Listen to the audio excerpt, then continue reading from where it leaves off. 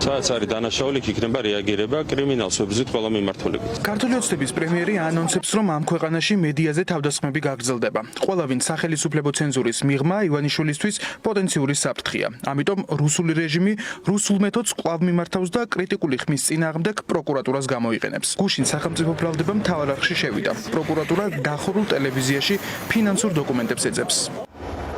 როგორც ჯერ კიდევ გასული წლის შემოდგომაზე ვაცხადებდით, ზაზა ოქუაშვილი ყალბდა უსაფუძვლო ბრალდებებს უყენებდა არხის მენეჯმენტსა და თანადამფუძნებლებს და ამით ემსახურებოდა რუსული რეჟიმის ინტერესებს. სამწუხაროდ ქართულმა ოცნებამ მოახერხა მიზნის მიღწევა და ზაზა ოქუაშვილის ხელით დახურა ქვეყნის მთავარი კრიტიკული არხი. თუმცა როგორც ჩანს, მთავარ არხს ეს ეწოლა ამით არ ამოიწურა და რეჟიმი ისევ ოქუაშვილის ცილისწამების საფუძველზე ცდილობს კომპანიის მენეჯმენტსა და სხვა დამფუძნებლებზე ანგარიშწორებას. მთავარი არხის ფინანსურ ოპერაციებში არანაირი დანაშაული არ არის და მიუკერძოებელი პროკურატურა ქურდაძის საჩივარზე გამოძიებასაც კი არ დაიწყებდა, ვინაიდან ზედაპირზეა ოქუაშვილის დირექტორის ბრალდებების აბსურდულობა. თუმცა ყველას გვესმის, რომ ქართული ოცნება მომართულია არა სიმართლის დადგენისკენ, არამედ საკუთარი პოლიტიკური მიზნების შესრულებისკენ.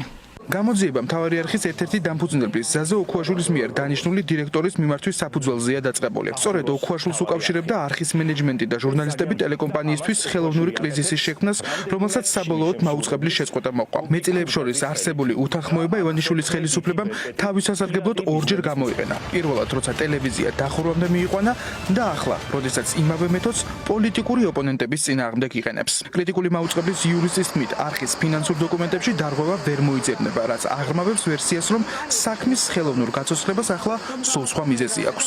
ამ დოკუმენტაციაში ბუნებრივი არანაირი კანონდარღვევა არა მხოლოდ დოკუმენტაციაში, არამედ ზოგადად მთავარ არხის საქმიანობაში, მათ შორის ფინანსური მიმართულებით არანაირი კანონდარღვევა არ არის, არც დასამალი არ არის არაფერი. ყველაზე სავარაუდოდ გამოიყურება ზუსტად ის მიზანი, რომ ნიკა გვარამიას კიდევ ერთი ახალი პოლიტიკური ბრალდება დაუმატონ, იმიტომ რომ მას საკმაოდ დაუგროვდა დევნის შემთხვევები და არ იქნება გასაკვირი, რომ ესეც ერთ-ერთი მომდევნო ეპიზოდი იყოს. საქმის პოლიტიკურ ელფერზე მიუთითებენ ნიკა გვარამიას თანამებრძოლებიც. ელენე ხოშტარია დარწმუნებულია, რომ ისედაც უკანონო პატიმრობაში მყოფი პოლიტიკოსისთვის რეჟიმი ახალ ბრალს ამზადებს.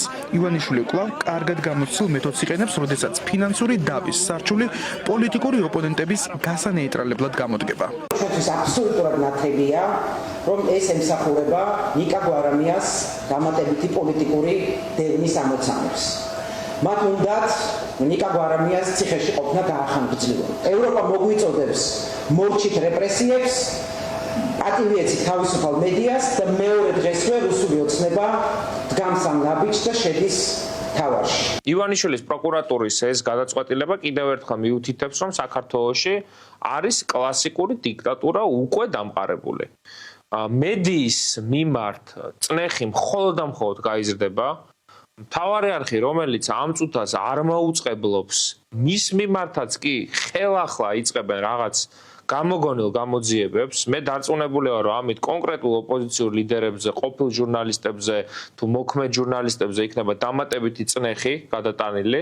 მთავარი არხის წინააღმდეგ დაწყებულ ახალ გამოძიებაში სახიფათო ნიშნებს ხედავენ მედიის მკვლევარები. იმ ფონზე, რომ ტელეკომპანიას მაუწყებლობა ისედაც შეწყვეტილი აქვს, ფინანსური დავის შემოbrunება სიგნალი უნდა იყოს სხვა კრიტიკული მედიებისთვის. დაისჯება ყველა, ვინც ივანიშვილის ცენზურას არ ემორჩილება.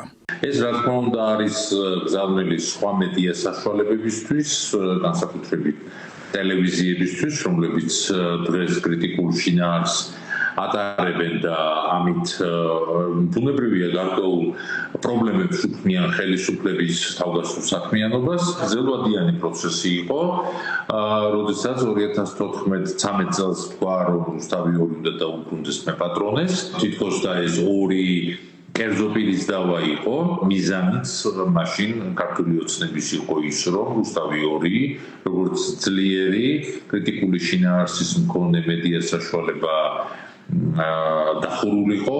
ქვეყნის ერთ-ერთმა კრიტიკულმა მაუწყებელმა მუშაობა 15 თებერვალს შეწყვიტა. საბოლოოდ კი მთავარი არხის სიგნალი ეკრანებიდან 1 მაისს გაქრა.